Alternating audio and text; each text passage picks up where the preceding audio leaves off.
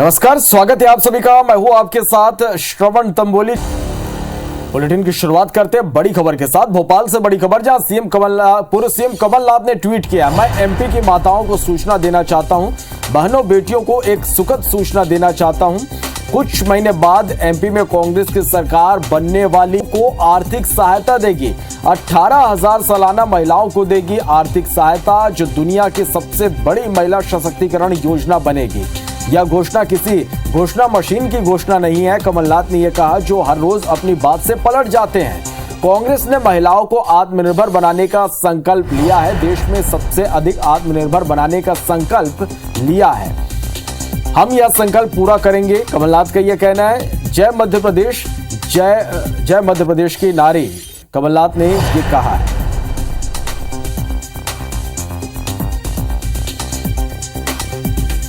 तो पूर्व सीएम कमलनाथ का ये ट्वीट, उन्होंने कहा कि बहनों बेटियों को मैं एक सुखद सूचना देना चाहता हूं। कुछ माह बाद एमपी में कांग्रेस की सरकार बनने वाली है। कांग्रेस सरकार महिलाओं को आर्थिक सहायता देगी।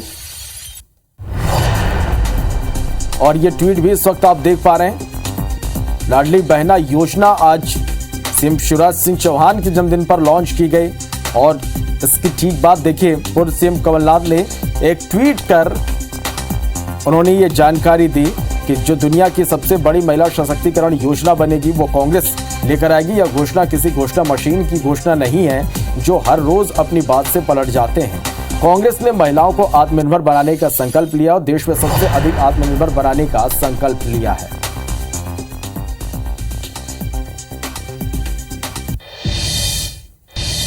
चलिए, तो 10 बजे तक की तमाम बड़ी खबरों को आपको अब विस्तार से बताते हैं।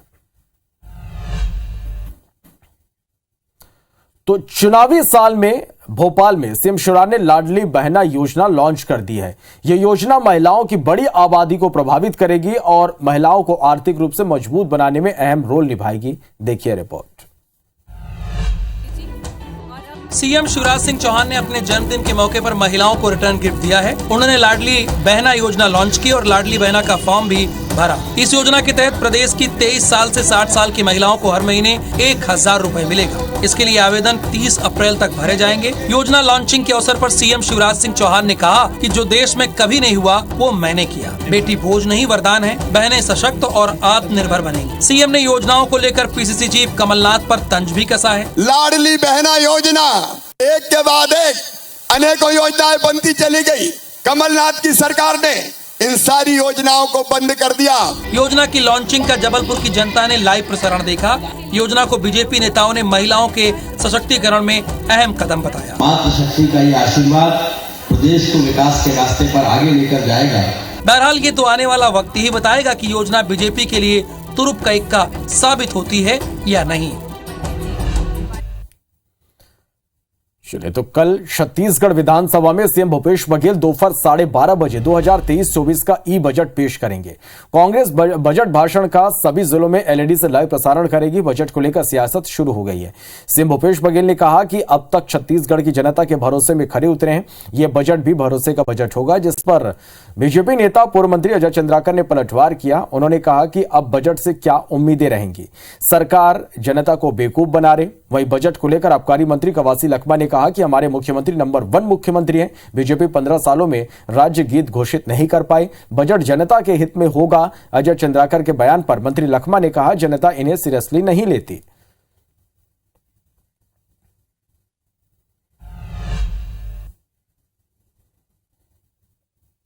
अभी तक के छत्तीसगढ़ की जनता के भरोसे में हम लोग खरे उतरे हैं। ये बजट भी भरोसे का ही बजट रहेगा। आयोग बनाया है, जो कमेटी बनाई है उसकी 2 बैठक हुई। 22 विभाग से जानकारी अभी तक अप्राप्त है। इनका जन घोषणा पत्र पुलिंदा है, बस झूठ बोलने का एक ठो। आप जाइए देखिए तो प्रतीक्षा सूची है कि नहीं है, सर्वे सूची है नहीं, पात्रता सूची है कि नहीं है। जिला पंचायतों में, ग्राम पंचायतों में, जनपद में जाकर पता कर लीजिए।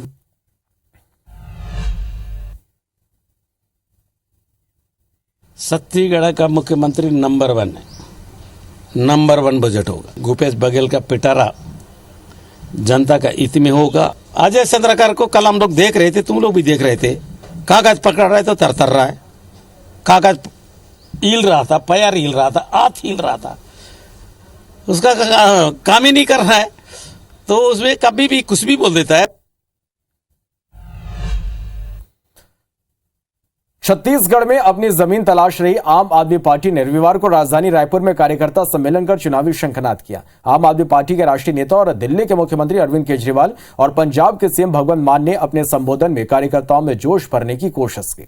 दोनों नेताओं ने भाजपा और कांग्रेस को आड़े हाथ भी लिया।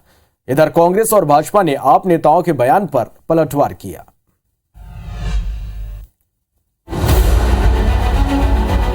गुजरात के चुनाव में 12% से अधिक वोट हासिल करने के बाद अब राष्ट्रीय पार्टी बनी आम आदमी पार्टी ने छत्तीसगढ़ में चुनावी शंखनाद किया है। रायपुर में हुए कार्यकर्ता सम्मेलन में अरविंद केजरीवाल ने कहा कि छत्तीसगढ़ में भाजपा और कांग्रेस दोनों का राज रहा। नेता बदले, सीएम बदले, लेकिन जनता के हालात नहीं बदले। भाजपा और कांग्रेस दोनों मिले हुए हैं। केजरीवाल ने कहा कि दिल्ली और पंजाब के हाल हमने बदले हैं और अब छत्तीसगढ़ की बारी है। उन्होंने भाजपा और रमन सिंह पर तंज भी कसा और कहा कि इस बार चुनाव में सीधा मुकाबला कांग्रेस और आप के बीच होगा। वहीं पंजाब के मुख्यमंत्री भगवंत मान ने कहा कि छत्तीसगढ़ में लोगों को अपनी किस्मत संवारनी है तो ईवीएम में झाड़ू वाला बटन दबाना होगा। दिल्ली में भी पहले ऐसे ही था।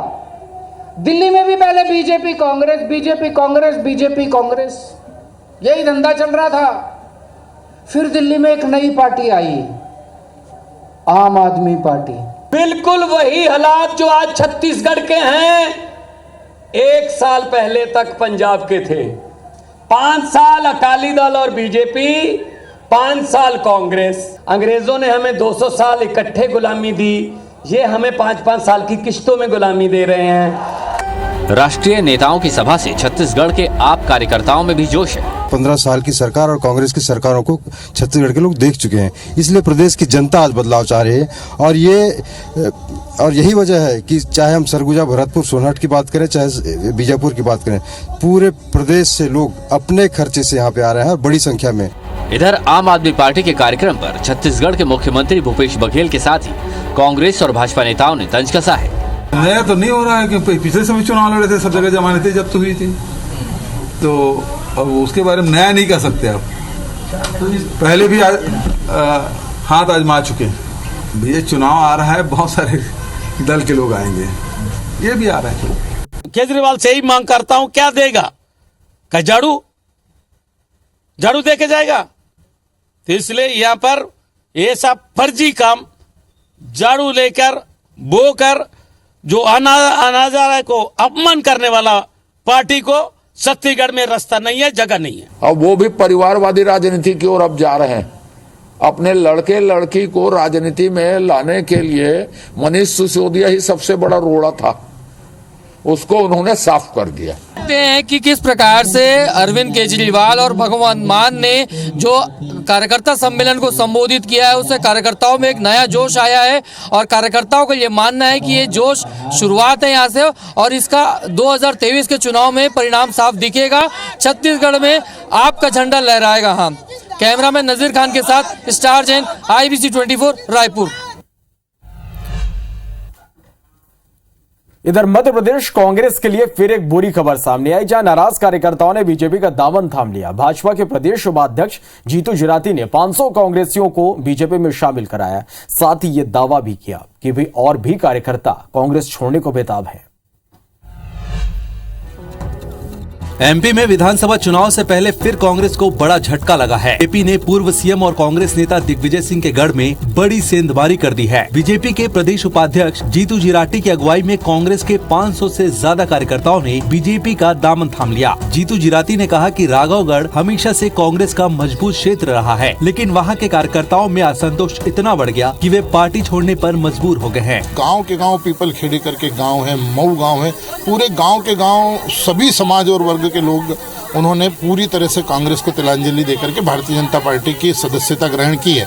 और मुझसे उन लोगों ने ये कहा कि भाई साहब ऐसे इस विधानसभा में कई सारे गांव हैं, कई सारे लोग हैं जो आतुर है कांग्रेस छोड़ के भाजपा ज्वाइन करने के लिए। बता दें कि कुछ समय पहले भी जिराती ने राघवगढ़ के 1000 से ज्यादा कार्यकर्ताओं को बीजेपी में शामिल कर सदस्यता दिलाई थी। अब फिर से बड़ी संख्या में कांग्रेस कार्यकर्ताओं ने बीजेपी का दामन थामा। विधानसभा चुनाव से पहले ये समीकरण कांग्रेस के लिए खतरा बन रहा है। भिंड में बदमाशों में पुलिस का खौफ नहीं रहा। वे पुलिस पर भी हमला करने से नहीं चूक रहे। ऐसे में पुलिस की चुस्ती पर सवाल उठना लाजमी है। देखिए रिपोर्ट।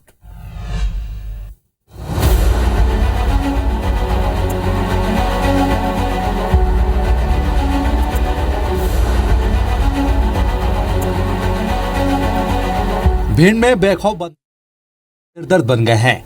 उन पर काबू पाना पुलिस के लिए लोहे के चने चबाने जैसा हो रहा है। दरअसल गोहद में मुखबिर की सूचना पर पुलिस बदमाशों को पकड़ने के लिए इमलन के पूरा गांव पहुंची, लेकिन हथियारबंद बदमाश डरने के बजाय फायरिंग करने लगे। पुलिस को भी जवाबी कार्रवाई करनी पड़ी। तब जाकर बदमाशों के हौसले ठंडे पड़े और वो भागे। इस दौरान मुठभेड़ में पुलिस ने एक बदमाश को भी पकड़ा।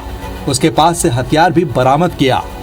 करीब 1 दर्जन बदमाश हथियारों के साथ खेत में छिपे हुए थे।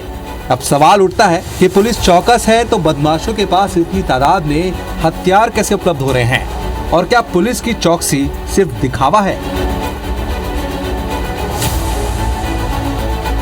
दुर्ग पुलिस ने शिवपारा से 2 तस्करों से 25 लाख का ब्राउन शुगर जब्त किया। लकी महार और काशी निषाद ग्राहक की तलाश में थे। पुलिस ने घेराबंदी कर दोनों को पकड़ा। करीब 26 ग्राम का ब्राउन शुगर दोनों तस्करों के पास से मिला। फिलहाल पुलिस आरोपियों से पूछताछ कर रही है। दुर्ग पुलिस द्वारा दुर्ग कोतवाली थाना क्षेत्र में 2 जो तस्कर हैं हीरोइन के, उनको पकड़ने में पुलिस को सफलता मिली है। उनके पास से 25.4 ग्राम जो है ब्राउन शुगर पकड़ा गया है, जिसकी बाजारी कीमत 25 लाख रुपए आंकी गई है। ये लोग नागपुर से जाके मोबाइल के थ्रू कांटेक्ट करके मोबाइल वीडियो कॉन्फ्रेंसिंग से ये जो है बड़ी तस्कर से ये खरीदा करते थे। मध्य प्रदेश के कई जिलों में तेज आंधी और बारिश ने किसानों की मुसीबत बढ़ा दी। हजारों किसानों की फसल कट जाने के बाद भीग गई, जिससे किसानों के माथे पर चिंता की लकीरें खींच गई। देखिए रिपोर्ट। एक बार फिर किसानों पर मध्य प्रदेश में मौसम की मार पड़ी है। दरअसल प्रदेश के खरगोन, रतलाम, उज्जैन, राजगढ़, भोपाल, शाजापुर, धार, रायसेन समेत कई जिलों में तेज आंधी के साथ बारिश हुई। तेज बारिश से किसानों के खेतों में खड़ी गेहूं और चने की फसल खराब हो गई। वहीं ज्यादातर किसानों ने अपने खेतों में गेहूं और चने की फसल खेतों में काट कर रखी थी, वो भी बारिश के चलते भीग गई, जिससे किसानों को भारी नुकसान हुआ। रात को तेज हवा चली, जिसमें सारी फसलें आड़ी पड़ गई। गेहूं का कलर भी डाउन हो जाएगा। 30 से 40% नुकसान हुआ है फसलों का। तो सरकार से हमारी यही डिमांड है कि सर्वे करवाए और मुआवजे के लिए कुछ प्रोसेस करे। कलर कम हुआ तो थोड़ा तो कम मिलना है, क्वालिटी का तो भाव मिलता है। मौसम इतना खराब था कि धार में बिजली गिरने से एक महिला की मौत हो गई। अब क्षेत्र के किसानों ने शासन प्रशासन से खेतों का सर्वे कर मुआवजा देने की मांग की। अब देखना होगा सरकार परेशान किसानों को कब तक राहत देती है। शिवपुरी के माधव नेशनल पार्क में 25 साल बाद 10 मार्च को टाइगर लाए जा रहे हैं। पार्क प्रबंधन ने सारी तैयारी कर ली। पार्क के पूर्वी रेंज स्थित बलारपुर के जंगल में 3 टाइगर के लिए 4 हेक्टेयर का बाड़ा बनकर तैयार है। नर टाइगर को बीच वाले हिस्से में रखा जाएगा, जबकि दोनों मादा टाइगर दाएं व बाएं वाले भाग में रखी जाएंगी, ताकि दोनों आपस में भिड़े ना। पानी के लिए कम गहराई के सीसी सेंसर यहां पर बनाए गए हैं, जिसमें 12 से 15 दिन तक पर्याप्त पानी भरा रहेगा। टाइगर के हिसाब से टूरिस्ट रूट तैयार होगा। बाड़े से टाइगर रिलीज करने के बाद ट्रैकर के जरिए 24 घंटे नजर रखी जाएगी। पार्क अधिकारियों का अनुमान है कि टाइगर इसी जगह को अपना स्थायी ठिकाना बना सकते हैं। 3 टाइगर आ रहे हैं, एक मेल और 2 फीमेल आ रहे हैं। यहाँ पर जो टाइगर है पहले भी यहाँ पर रहा है, इतिहास रहा है टाइगर का। 1956 से लेकर 98 तक रहा है। और यहाँ जो प्रीवियस के हिसाब से 42 टाइगर रह सकते हैं और एरिया के हिसाब से लगभग 25-26 तक सफाई कर जाएंगे। उसको कॉलर आईडी रहेगा और हम लोगों के पास हम लोग उसको ट्रैक करेंगे। जबलपुर के सांसद राकेश सिंह ने डुमना एयरपोर्ट का विस्तारीकरण का निरीक्षण किया, साथ ही एयरपोर्ट एडवाइजरी कमेटी की बैठक कर समीक्षा की। वहीं नई टर्मिनल बिल्डिंग के कछुआ गति से चल रहे काम को लेकर सांसद राकेश सिंह ने न केवल ठेकेदार को काम में गति लाने फटकार लगाई, बल्कि एयरपोर्ट अथॉरिटी के अधिकारियों को 30 जून तक टर्मिनल भवन का काम पूरा करने के निर्देश दिए, ताकि टर्मिनल बिल्डिंग का काम पूरा होने के बाद 15 दिन के अंदर उड़ानें शुरू की जा सके। दरअसल जबलपुर शहर की एयर कनेक्टिविटी बढ़ाने और हवाई यात्रियों को बेहतर सुविधा देने के मकसद को लेकर डुमना एयरपोर्ट के विस्तार का काम किया जा रहा है। सांसद राकेश सिंह ने बताया कि जबलपुर का एयरपोर्ट देश के अत्याधुनिक एयरपोर्ट में शामिल हो रहा। यहां 500 यात्रियों के प्रति घंटे आवागमन की क्षमता होगी। इसके साथ ही एयरपोर्ट के रनवे का भी विस्तार किया जाएगा। जबलपुर में एयरपोर्ट में रनवे की लंबाई 2750 मीटर हो चुकी है, जो इंदौर और भोपाल के बराबर पर ही है। और अब एयरबस 320 नहीं 321 भी यहाँ पर उतर सकती है और जा सकती है। एयर इंडिया भी 27 तारीख से वहाँ से जबलपुर से हैदराबाद की फ्लाइट शुरू कर रहा है। बिलासपुर इंदौर विमान सेवा को 5 महीने में ही ग्रहण लग गया। नए शेड्यूल में बिलासपुर इंदौर फ्लाइट को शामिल नहीं किया गया है। 5 महीने पहले बिलासपुर भोपाल विमान सेवा को बंद करने के बाद बिलासपुर इंदौर फ्लाइट की सौगात दी गई, लेकिन 5 महीने बाद ही इसे बंद कर दिया गया। फ्लाइट को बंद करने को लेकर लोगों में नाराजगी है। नागरिक जन संघर्ष समिति ने इसका विरोध जताया और इसे लेकर समिति के सदस्यों ने बिलासपुर सांसद अरुण साव से मुलाकात की। उनका कहना है कि एक बार फिर विमान सेवा के नाम पर बिलासपुर के साथ धोखा हुआ। जानबूझकर बिलासपुर को हवाई सेवा से उपेक्षित किया जा रहा है। फ्लाइट का आप रिकॉर्ड निकाल के ऐसे बंद करोगे तो मजाक हो रहा है। तो इसका अनुरोध करने हम आए हैं और आज हमारी किस्मत अच्छी है कि बिलासपुर के सांसद हैं, इनका प्रदेश अध्यक्ष बन गए हैं भाजपा के, सीधे अमित शाह जी से, मोदी जी से, सिंधिया जी से बात कर सकते हैं। ये हमारा सौभाग्य है। तो इसलिए हम कह रहे हैं कि अरुण साव जी का पद और कद दोनों बढ़ गए हैं। अब वो बिलासपुर एयरपोर्ट के लिए भी अड़े। प्रारंभ हमने किया है, कांग्रेस ने तो किया नहीं, हमने प्रारंभ किया है। हमारे समय में प्रारंभ हुआ है। एक फ्लाइट बंद होने की आज समाचार मैंने पढ़ी है, उस पर बात करूंगा। हवाई सेवा का और विस्तार हो, इसके लिए लगातार मैं प्रयास कर रहा हूं। तो इसी के साथ फिलहाल इस बुलेटिन में लगातार खबरों का अपडेट के लिए बने रहिए और देखते रहिए IBC 24। नमस्कार।